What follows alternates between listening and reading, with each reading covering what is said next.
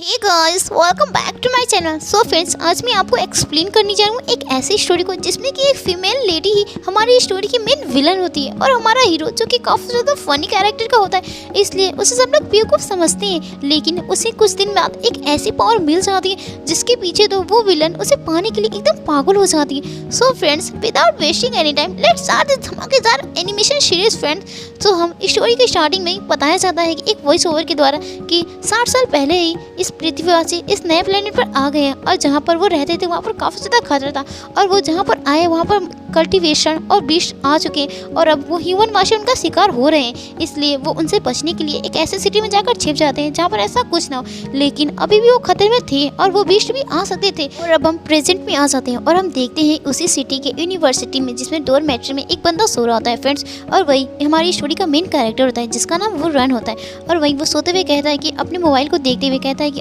मेरा एग्जाम आने वाला है, अब मैं क्या करूँ, मैंने तो कोई प्रिपरेशन की नहीं, लगता है फिर मैं इस बार निकाला जाऊँगा। और तभी हम एक लड़की को देखते हैं जो कि उसके पास आ जाती है और वही वो रन कहता है कि क्या आपको कुछ तमीज़ नहीं है, आप लड़के के रूम में ऐसे कैसे आ सकती है, जिस पर वो कुछ नहीं कहती। और वहीं वो कहती है कि कल तुम्हारी मॉर्निंग में क्लास है अल्चिमी की, तुम्हें उसे अटेंड करना है। जिस पर वो रैन कहता है इसका क्या फ़ायदा, मैं तो स्कूल से निकाला जाऊँगा ना, तो इतनी मेहनत प्रिपरेशन करने का क्या फ़ायदा होगा। जिस पर वो लेडी कहती कि लो, मैं तुम्हें ऐसे और नहीं निकालूंगी, तुम अपनी पावर को अवेक करो, मैं तुम्हारा इंतजार करूँगी। और वहीं में पता चलता है कि उसका नाम टीन होता है जो कि इस यूनिवर्सिटी की टीचर होती है। अब वहीं वो रन अपने क्लास को अटेंड करने लगता है और वहीं वो अपने फ्रेंड से मिलता है और वहीं उसका फ्रेंड उससे बातें करते हुए, दोनों बातें करते हुए कहते हैं कि टीचर कितनी अच्छी है, कितनी ब्यूटीफुल है, कितनी सुंदर है। मगर वहीं वो कहते हैं कि मुझे उसकी एक हरकत अच्छी नहीं लगती, वो लड़कों के रूम में ऐसे कैसे आ सकती है, हमारी भी तो कोई प्राइवेसी है।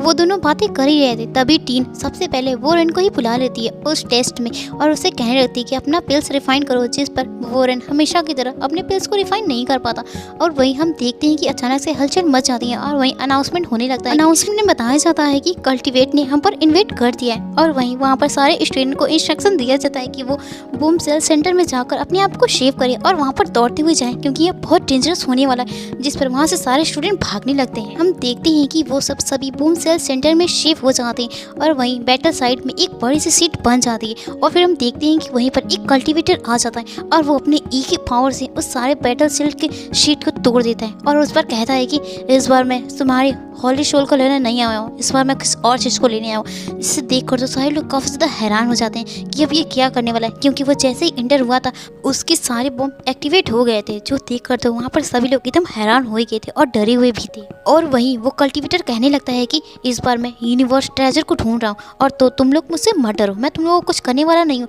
और तुम लोग मुझे चुपचाप से वो ट्रेजर विलियन दे दो वरना तो मैं तुम सभी को मार दूंगा। जिस पर वहीं पर टीन आ जाती है। अब वो उससे कहती है कि हे वुवैन, तुम यहाँ से सारे लोगों को यहाँ से लेकर जाओ, मैं इसे कुछ देर को उलझा कर रखती हूँ अपने गन से। और वहीं वो कल्टीवेटर फिर से कहने लगता है तुम लोग सुधरने वाले नहीं हो, अब मुझे सबकी होली सोल को लेना ही पड़ेगा। जिस पर वो सभी की होली सोल को खींचने लगता है। तभी टीन उस पर अटैक कर दिए।